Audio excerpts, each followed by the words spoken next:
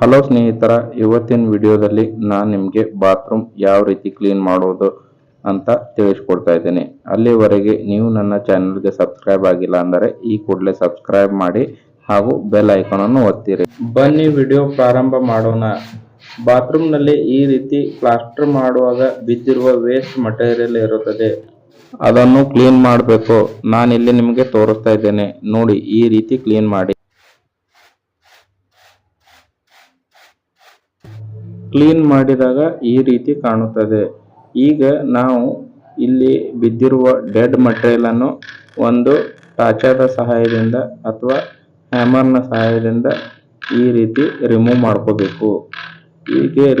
ಹೀಗೆ ರಿಮೂವ್ ಮಾಡುವುದರಿಂದ ಏನಾಗುತ್ತದೆ ಅಂದ್ರೆ ನಾವು ಮಾಡುವಂತ ಕೆಮಿಕಲ್ ಕೋಟಿಂಗ್ ಏನೈತಿ ಅದು ನೀಟಾಗಿ ಬಾಂಡಿಂಗ್ ಆಗುತ್ತದೆ.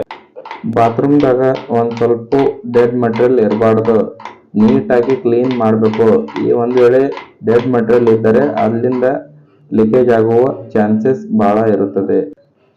ಅದಕ್ಕೆ ಸ್ಲ್ಯಾಬ್ ಮೇಲೆ ಇರುವ ಪ್ರತಿಯೊಂದು ಡೆಡ್ ಮಟೀರಿಯಲ್ ಅಂಶ ಏನಿದೆ ಅದನ್ನು ನೀಟಾಗಿ ರಿಮೂವ್ ಮಾಡಬೇಕು. ರಿಮೂವ್ ನೋಡಿ ಒಂದು ಸ್ವಲ್ಪ ಇರಬಾರ್ದು. ಅಲ್ಲಿ ನೀವು ವಿಡಿಯೋದಲ್ಲಿ ನೋಡ್ತಾ ಇರುವ ಹಾಗೆ ಕ್ಲೀನಾಗಿ ಸ್ಲ್ಯಾಬ್ ಯಾವ ರೀತಿ ಇರುತ್ತದೆ ಆ ರೀತಿಯಾಗಿ ಡೆಡ್ ಮಟೀರಿಯಲ್ ಅನ್ನು ರಿಮೂವ್ ಮಾಡ್ಕೋಬೇಕು.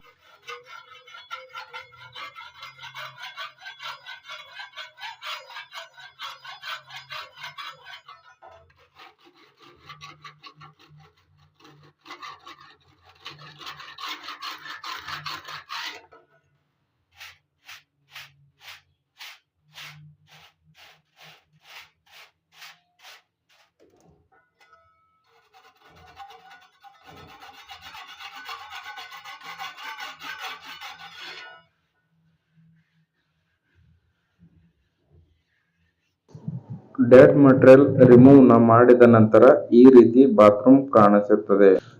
ಡೆಡ್ ಮಟೀರಿಯಲ್ ರಿಮೂವ್ ಮಾಡಿದ ನಂತರ ಸರ್ಫೇಸ್ ಪ್ಲೇನ್ ಆಗಿರುವುದರಿಂದ ಅದನ್ನು ನಾವು ರಫ್ ಮಾಡಬೇಕು. ರಫ್ ಯಾವ ರೀತಿ ಮಾಡೋದು ನೋಡಿ. ಸ್ಲ್ಯಾಬ್ ಅನ್ನು ರಫ್ ಮಾಡಿದ ನಂತರ ನಾವು ಅದನ್ನು ನೀರಿನ ಸಹಾಯದಿಂದ ವಾಶ್ ಮಾಡಬೇಕು.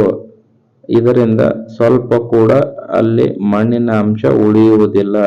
ಆಗ ಇದನ್ನು 1-2 ಗಂಟೆಗಳ ಕಾಲ ಒಣಗಲು ಬಿಡಿ.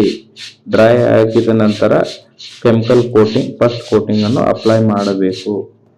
ಮುಂದಿನ ವಿಡಿಯೋದಲ್ಲಿ ನಾನು ನಿಮಗೆ ಕೆಮಿಕಲ್ ಕೋಟಿಂಗ್ ಯಾವ ರೀತಿ ಬಾತ್ರೂಮ್ಗೆ ಅಪ್ಲೈ ಮಾಡುವುದು ಅಂತ ತಿಳಿಸ್ಕೊಡ್ತಾ ಇದ್ದೇನೆ. ವಿಡಿಯೋ ಇಷ್ಟ ಆಗಿದ್ರೆ ಲೈಕ್ ಮಾಡಿ ಹಾಗೂ ಸಬ್ಸ್ಕ್ರೈಬ್ ಆಗಿರಿ. ಧನ್ಯವಾದಗಳು.